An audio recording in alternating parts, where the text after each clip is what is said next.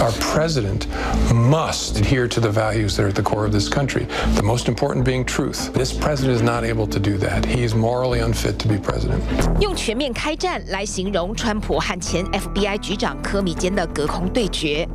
纽时称，科米这本新书与其说是回忆录，其实里头辛辣爆料知无不言，尤其是配合新书出版的一系列宣传战。ABC 把5小时专访剪辑成60分钟精华，对执政川普更是一枚震撼弹。Why the title A Higher Loyalty? Well, in part, the title comes from a bizarre conversation I had with the president at dinner at the White House in January of last year, where he asked for my loyalty personally as the FBI director.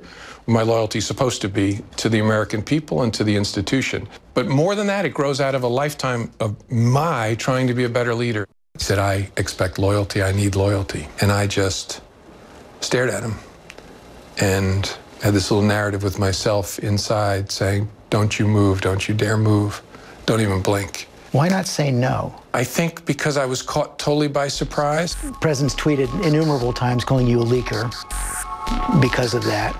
First of all, what's your response to President Trump? Look, it's true. I mean, I'm the one who testified about it. That's how people know about it. I gave that unclassified memo to my friend and asked him to give it to a reporter. That is entirely appropriate. He strikes me as a person of above average intelligence who's tracking conversations and knows what's going on. I don't think he's medically unfit to be president. I think he's morally unfit to be president. A person who sees moral equivalence in Charlottesville, who talks about and treats women like they're pieces of meat, who lies constantly about matters big and small and insists the American people believe it, that person's not fit to be president of the United States on moral grounds. I liken President Trump in the book to a forest fire. Going to do tremendous damage, going to damage those important norms, but a forest fire gives healthy things a chance to grow that had no chance before that fire. 科米称，和川普交手让他回想起过去调查西西里黑手党的时光。川普的领导模式就像是黑帮老大。两人第一次接触是2017年1月6号川普大楼，距离就职典礼只剩几天。包括科米在内的情报官员正向后任总统简报俄罗斯企图干预选举的情形，但川普却急于想向科米私下询问。FBI 是否掌握？外传他2013年在莫斯科某5星级饭店内的不雅情事。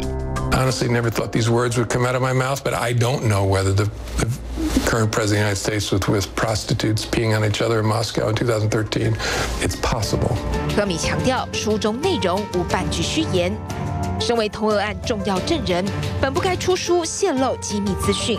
但当他眼中的川普，一方面表现出对俄罗斯不寻常的好感，某种程度介入通俄调查，但另一方面又试图瓦解公众对司法机关的公信力，他实在无法袖手旁观。Why is President Trump so reluctant to call out Vladimir Putin? I don't know. I'm struck by it, and I'm struck by it both in public and in private. You would think that in private, talking to the FBI director, whose job it is to thwart Russian attacks, you might acknowledge that this enemy of ours is an enemy of ours, but I never saw it. Do you think the Russians have something on Donald Trump? I think it's possible. I don't know. These are more words I never thought I'd utter about a president of the United States, but it's possible. Your critics say this is a clear double standard. You revealed information about Hillary Clinton. You concealed information about Donald Trump. That elected Donald Trump. Take a step back and stare at the two cases and the posture they were in. The Hillary Clinton email case was public, and the counterintelligence investigations trying to figure out whether a small group of people, not Donald Trump, we were not investigating Donald Trump, whether this small group of Americans was coordinating anything with the Russians. We had just started the investigation, didn't know whether we had anything, so it would have been brutally unfair to those people to talk about it, and it would have jeopardized the investigation. Was President Trump obstructing justice? Possibly. I mean, it's certainly some evidence of obstruction of justice. At some point in your mind, as you're writing these notes, have you shifted to collecting evidence of a possible crime? Well, yes, in a sense. I continued to believe that there was force to the FBI General Counsel's argument that we're going to have to look at the president. You're inevitably going to look at his conduct because he's the head of the campaign. 这是美国前朝官员对现任总统发动攻击中层级最高的一位。纽时称，或许是在自家客厅接受专访，科米言谈中透露出终于解脱的放纵。虽然川普手小、个儿矮、皮肤橘，这些都明知会惹恼川普。但该如何结束这场噩梦？科米却给了相对温和的药方。Should Donald Trump be impeached? Yeah, I'll tell you, I'll give you a strange answer. I hope not. Because I think impeaching and removing Donald Trump from office would let the American people off the hook and have something happen indirectly that I believe they're duty-bound to do directly.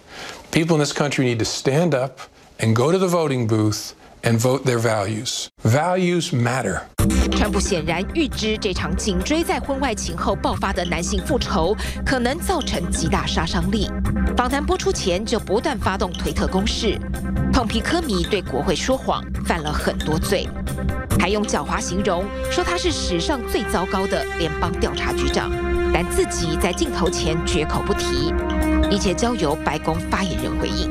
Instead of being remembered as a dedicated servant in the pursuit of justice, like so many of his other colleagues at the FBI, Comey will be forever known as a disgraced partisan hack that broke his sacred trust with the President of the United States. 这本书在预售阶段已开出红盘，科米如今为了打书，也在全美展开巡回宣传。尽管外界有不少批评，这是科米为了报复遭川普开除，借爆料来获取暴利。